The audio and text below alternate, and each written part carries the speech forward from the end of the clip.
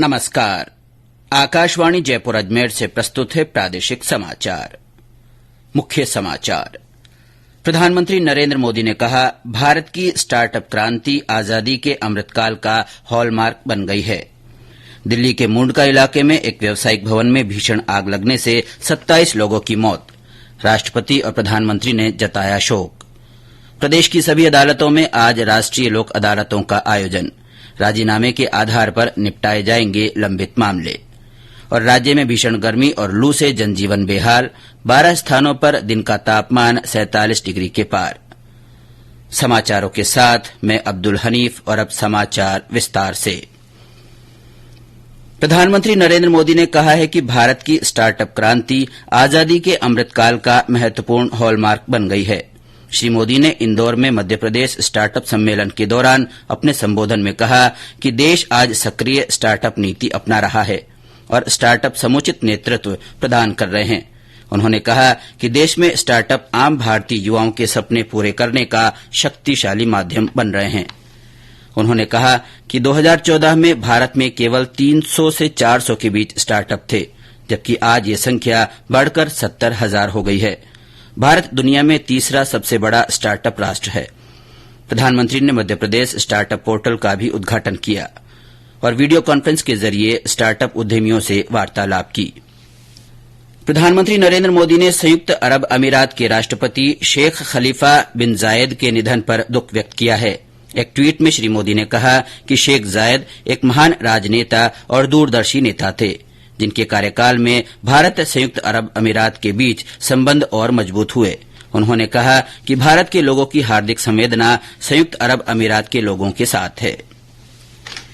दिल्ली के मुंडका इलाके में कल देर रात एक व्यावसायिक भवन में लगी भीषण आग में 27 लोगों की मौत हो गई। दिल्ली अग्निशमन अधिकारियों ने बताया कि घटना में कई व्यक्ति घायल हुए हैं। राष्ट्रीय आपदा मोचन बल एनडीआरएफ की टीम ने करीब 30 दमकलों की मदद से आग पर देर रात काबू पाया। राष्ट्रपति रामनाथ कोविंद, प्रधानमंत्री नरेंद्र मोदी और गृहमंत्री अमित शाह ने घटना पर गहरा दुख व्यक्त किया है। प्रधानमंत्री ने हादसे के शिकार लोगों के परिजन को अनुग्रह राशि देने की घोषणा की है। नीति आयोग ने राष्ट्रीय डेटा और विश्लेषण मंच का शुभारंभ किया। मंच का उद्देश्य डेटा को सुलभ और उपयोगकर्ता के अनुकूल बनाकर सार्वजनिक सरकारी डेटा तक पहुंच को आसान बनाना है। इस अवसर पर नीति आयोग के उपाध्यक्ष सुमन बेरी, मुख्य कार्यकारी अधिकारी अमिताभ कांत और नीति आयोग के अन्य वरिष्ठ अधिकारी उपस्थित रहे। उदयपुर में चल रहे कांग्रेस के नवसंकल्प चिंतन शिविर के दूसरे दिन आज भी कई मुद्दों पर कांग्रेस नेता मंथन करेंगे।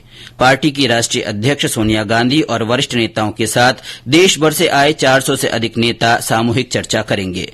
इसमें पार्टी के भविष्य की रणनीति पर विचार किया जाएगा। रात को नवगठित 6 समितियों के समन्वयक अंतिम रिपोर्ट पेश करेंगे। सीकर जिले में औद्योगिक माहौल को गति देने के लिए प्रभारी मंत्री शकुंतला रावत ने अधिकारियों को लंबित बजट घोषणाओं की कार्य योजना बनाकर समयबद्ध क्रियान्विति के निर्देश दिए हैं। जिला स्तरीय अधिकारियों की समीक्षा बैठक में श्रीमती रावत ने कहा कि सभी विभाग आपसी समन्वय से काम करें, जिससे आमजन को समय पर राहत मिल सके। उन्होंने श्री कल्याण चिकित्सालय में रेडियोलॉजिस्ट के खाली पद भरने के लिए चिकित्सा मंत्री से आग्रह किया। राज्य के परिवहन और सड़क सुरक्षा राज्य मंत्री ब्रजेंद्र सिंह ओला ने कहा है कि राज्य सरकार प्रदेश में सड़क दुर्घटनाओं को रोकने के लिए गंभीर कदम उठा रही है। उन्होंने बताया कि जल्दी ही राज्य में बिकने वाले हेलमेट को बार कोड के माध्यम से आईएसआई मार्का दिया जाना सुनिश्चित किया जाएगा।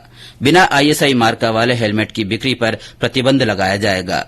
चूरू जिले की विकास योजनाओं की समीक्षा बैठक करते हुए उन्होंने बताया कि ज्यादातर दुर्घटनाओं वाली सड़कों की ऑडिट करवाकर वहां दुर्घटनाओं की रोकथाम के लिए विशेष प्रयास किए जा रहे हैं।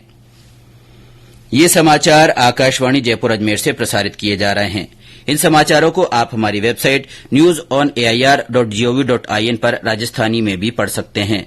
समाचारों के ऑडियो बुलेटिन भी वेबसाइट पर उपलब्ध हैं। वेबसाइट पर सोशल मीडिया अकाउंट के माध्यम से ताजा जानकारी प्राप्त की जा सकती है।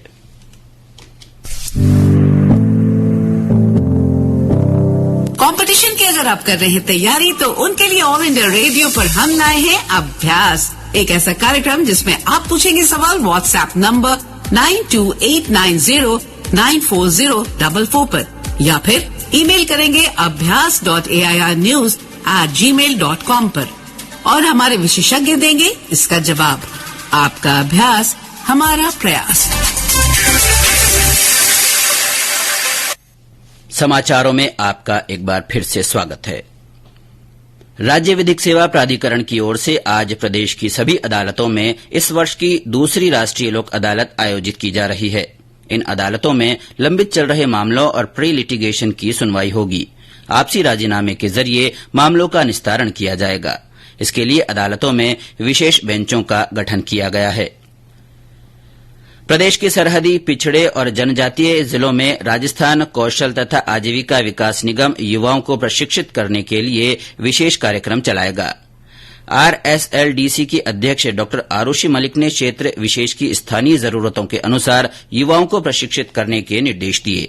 डॉ मलिक ने जैसलमेर और बीकानेर जैसे पर्यटन जिलों में स्थानीय युवाओं को विदेशी भाषाओं के प्रशिक्षण कोर्स चलाने को कहा। प्रदेश में कल कोरोना संक्रमण के 80 नए मामले सामने आए हैं। इस दौरान 92 नए मरीज बीमारी से ठीक हुए। चिकित्सा और स्वास्थ्य विभाग की रिपोर्ट के अनुसार सबसे ज्यादा 49 मामले जयपुर जिले में मिले। इसके अलावा अलवर में 10, धौलपुर में 6, चूरू और जोधपुर में 3-3, अजमेर तथा उदयपुर में 2-2, बीकानेर, दौसा, श्रीगंगानगर और कोटा में एक व्यक्ति में संक्रमण की पुष्टि हुई। प्रदेश में कुल सक्रिय मामलों की संख्या 616 है। देश में अब तक 191 करोड़ 14 लाख से अधिक कोविड टीके लगाए जा चुके हैं।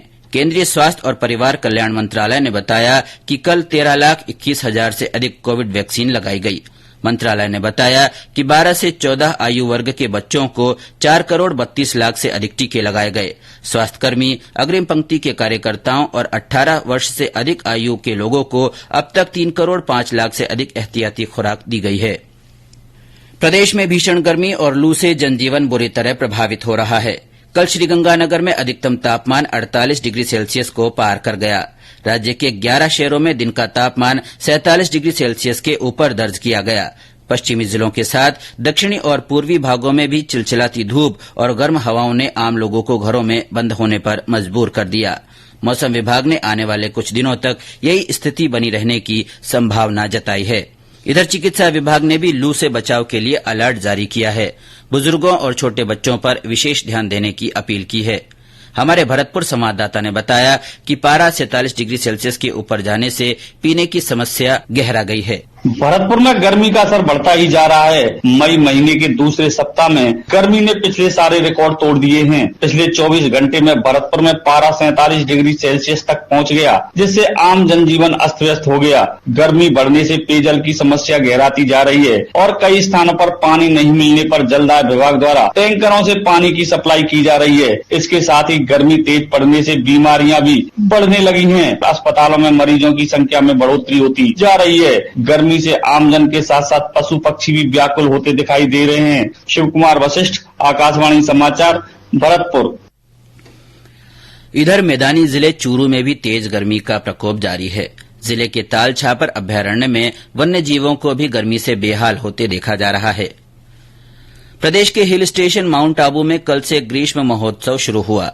3 दिन तक चलने वाले महोत्सव के दौरान विभिन्न सांस्कृतिक कार्यक्रम और पर्यटकों के बीच कई प्रतियोगिताओं का आयोजन किया जा रहा है। कल पहले दिन बड़ी संख्या में सैलानियों ने महोत्सव में भाग लिया। आजादी का अमृत महोत्सव कार्यक्रमों की श्रृंखला में संस्कृति मंत्रालय की ओर से आज बीकानेर में पूर्वोत्तर राष्ट्रीय नाट्य समारोह आयोजित किया जाएगा। 18 मई तक चलने वाले समारोह में रविन्द्र रंगमंच में ख्यातनाम निर्देशकों के नाटकों का मंचन किया जाएगा। कार्यक्रम का उद्घाटन केंद्रीय मंत्री अर्जुन राम मेघवाल करेंगे। और अब अंत में मुख्य समाचार एक बार फिर। प्रधानमंत्री नरेंद्र मोदी ने कहा है कि भारत की स्टार्टअप क्रांति आजादी के अमृतकाल का हॉलमार्क बन गई है। दिल्ली के मुंडका इलाके में एक व्यावसायिक भवन में भीषण आग लगने से 27 लोगों की मौत हो गई है।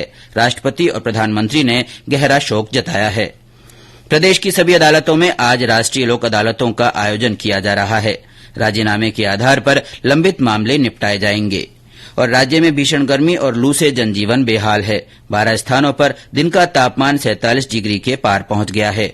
इसी के साथ प्रादेशिक समाचार बुलेटिन समाप्त हुआ। नमस्कार।